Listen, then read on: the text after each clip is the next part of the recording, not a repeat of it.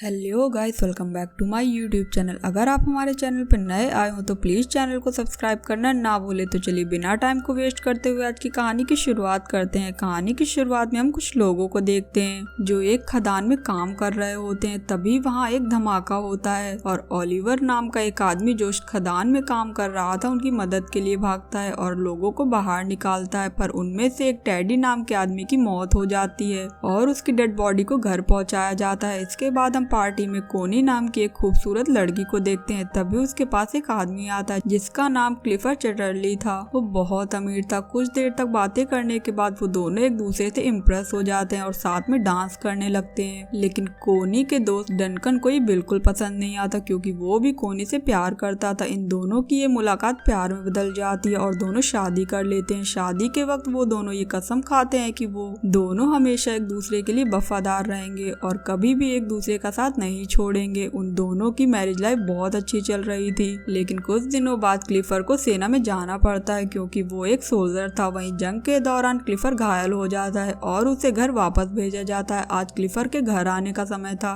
सब बहुत ज्यादा खुश थे और उसका वेलकम करने के लिए घर के बाहर खड़े थे। क्लिफर को देखकर कोनी बहुत खुश होती है। पर तभी हम देखते हैं कि जंग में घायल होने के बाद क्लिफर के पेट के नीचे का हिस्सा पैरालाइज हो गया था। क्लिफर अपनी हालत से लाचार था। वो सबको थैंक यू बोलकर अंदर आ जाता है। वहीं कोनी क्लिफर को जिंदा देखकर खुश तो थी पर अंदर ही अंदर बहुत दुखी थी। इसी बात से दुखी होकर क्लिफर खुद को मारने की कोशिश करता है। तभी कोनी उसे रोक लेती है और उसे विश्वास दिलाती है कि हमेशा वो उसके साथ रहेगी। दूसरी तरफ हम ओलिवर को देखते हैं जो अपनी मंगेतर को लेटर लिख रहा होता है। इस बार ओलिवर किसी खदान में काम नहीं कर रहा था बल्कि इस बार वो जंग में था। कुछ दिनों बाद जब ओलिवर आता है तो वो अपनी मंगेतर को किसी दूसरे के साथ देख लेता है और वो उससे बिना मिले ही वहाँ से चला जाता है। कुछ दिनों बाद ओलिवर काम मांगने के लिए क्लिफर के पास जाता है। जब क्लिफर उससे बात करता है तो उसे पता चलता है कि ओलिवर जंग में उसके अंडर ही काम कर रहा था। क्लिफर इससे काफी इम्प्रेस होता है और वो ओलिवर को उनके पक्षियों का ख्याल रखने के लिए काम पर रख लेता है। अपाहिज होने की वजह से क्लिफर अपने लिए गाड़ी खरीदता है। जब वो उसमें बैठकर घूमता है तो उसे ऐसा लगता है कि मानो उसके पैर वापस आ गए हों। फिर वो एक दिन कोनी के साथ ओलिवर के पास जाता है। ओलिवर जंगल में बने कॉटेज में रहता था और पक्षियों की देखभाल करता था। वहाँ पहली बार कोनी ओलिवर को देखती है। वहाँ से वापस आते वक्त कोनी ओलिवर को इशारा करती है लेकिन वो समझ नहीं पाता। नेक्स्ट डे एक मेड कोनी के पास आती है और उससे बोलती है कि ओलिवर अपने कॉटेज की चाबी मांग रहा है। इस पर कोनी खुद उसे चाबी देने के लिए ओलिवर के पास जाती है। जब वो ओलिवर के पास पहुँचती है तो ओलिवर उससे ठीक से बात नहीं करता। कोनी को ओलिवर के इस बिहेवियर पर बहुत गुस्सा आता है और वो वहाँ से वापस चली आती है। अगले दिन ओलिवर कोनी के लिए एक लेटर लिखता है जिसमें वो अपने बर्ताव के लिए उससे माफी मांगता है। इसके बाद कोनी फिर उससे मिलने उसके कॉटेज जाती है जहाँ ओलिवर अपनी शर्ट उतारकर काम कर रहा होता है। ये देखकर कोनी उसके पास जाती है पर ओलिवर उसे देख लेता है और अपनी शर्ट पहन लेता है। कोनी को वो जगह बहुत पसंद थी इसीलिए वो कहती है कि मैं रोज यहाँ आकर पेंटिंग करूंगी। इस पर ओलिवर उससे बोलता है कि मैं ये जगह आपके लिए साफ कर दूंगा और मैं किसी और जगह चला जाऊंगा। कोनी बोलती है कि तुम्हें कहीं और जाने की जरूरत नहीं है और तुम इतना मुझसे क्यों भाग रहे हो। कोनी गुस्सा होकर वहाँ से जाने लगती है लेकिन तभी वहाँ बारिश होने लगती है इसीलिए वो ओलिवर के साथ उसके कॉटेज में चली जाती है जहाँ वो दोनों आग जलाकर खुद को गर्म करने लगते हैं। लेकिन तभी ओलिवर वहाँ से उठ जाता है क्योंकि वो कोनी के इरादे समझ रहा था। कोनी उससे पूछती है कि तुम मुझसे दूर क्यों भाग रहे हो तो ओलिवर कहता है कि मैं दूर नहीं भाग रहा क्योंकि अगर क्लिफर को हमारे बारे में पता चल गया तो मेरी नौकरी चली जाएगी। इसके बाद कोनी वहाँ से चली जाती है। एक दिन कोनी क्लिफर से बोलती है कि हमें अफसोस है कि हमारा कोई बच्चा नहीं है। क्लिफर बोलता है कि मैं कोशिश कर रहा हूँ और अपने शरीर को ठीक करने के लिए वो करंट के झटके देता है लेकिन जब कोनी से उसका दर्द देखा नहीं जाता तो वो क्लिफर को रोक देती है। नेक्स्ट डे कोनी जंगल जाती है और वहाँ बैठकर डायरी पढ़ती है। तभी उसे ओलिवर के काम करने की आवाज आती है और वो उसके पास चली जाती है जहाँ वो छोटे चूजों को देखती है और देखकर रोने लगती है। कोनी को रोता देख ओलिवर उसके पास आता है और उसे गले लगा लेता है। ओलिवर भी कोनी को पसंद करने लगा था इसीलिए वो उसे अपने कॉटेज ले आता है। अब कोनी पूरे दिन ओलिवर के साथ रहती। रात होने पर ओलिवर उसे घर छोड़ने के लिए साथ जाता। उसी रात बहुत तेज तूफान आता है और बादल गरजने लगते हैं। ओलिवर को कोनी की बहुत याद आ रही थी इसीलिए वो बहुत ज्यादा दारू पी लेता है। वहीं कोनी भी नींद से उठ जाती है। वो भी ओलिवर की याद में सो नहीं पाती। फिर वो खिड़की से ओलिवर के घर की रोशनी देखती है और दौड़ते हुए ओलिवर के पास चली जाती है। उसे जाते हुए कोनी के घर की मेड देख लेती है। एक दिन क्लिफर के घर पर एक पार्टी होती है जहाँ पर डनकन भी आता है। क्लिफर देखता है कि कोनी और डनकन साथ में डांस कर रहे थे, तो ये देखकर क्लिफर को अच्छा नहीं लगता। नेक्स्ट मॉर्निंग क्लिफर कोनी को बोलता है कि तुम्हारे लिए तुम्हारे पति से ज्यादा इम्पोर्टेंट एक बच्चा पैदा करना है। इसीलिए क्लिफर को लगता था कि कोनी डनकन के करीब जा रही है। इस बात पर कोनी बहुत गुस्सा हो जाती है, जिस पर क्लिफर कहता है कि उसे इस बात से कोई फर्क नहीं पड़ता कि तुम किससे भी बच्चा पैदा करो, बस वो बच्चा मेरा होना चाहिए। इस बात से गुस्सा होकर कोनी ओलिवर के पास चली जाती है। एक दिन कोनी को पता चलता है कि वो प्रेग्नेंट है। वो ये बात क्लिफर को बताती है। क्लिफर इससे बहुत खुश होता है और वो उस आदमी का नाम पूछता है, लेकिन कोनी उससे कुछ नहीं कहती। कुछ दिनों बाद क्लिफर ओली से मिलने जाता है और कोनी को भी साथ ले जाता है। वो जब जा ही रहे होते हैं तभी ओलिवर पीछे से आता है और कोनी को किस करने लगता है। तभी क्लिफर कोनी को आवाज लगाता है क्योंकि उसकी गाड़ी कीचड़ में फंस गई थी। तभी वहाँ ओलिवर आता है और उसकी गाड़ी को धक्का लगाने लगता है। इस दौरान वो जोर जोर से खांसने लगता है। दरअसल ओलिवर जब खदान में काम करता था तो उसके लंग्स खराब हो गए थे। फाइनली ओलिवर क्लिफर की गाड़ी कीचड़ से निकाल देता है। एक दिन कोनी की मेड ओलिवर के कॉटेज में जाती है, जहाँ उसे कोनी की डायरी मिलती है और इस डायरी को देखकर वो समझ जाती है कि कोनी के पेट में जो बच्चा है वो ओलिवर का है।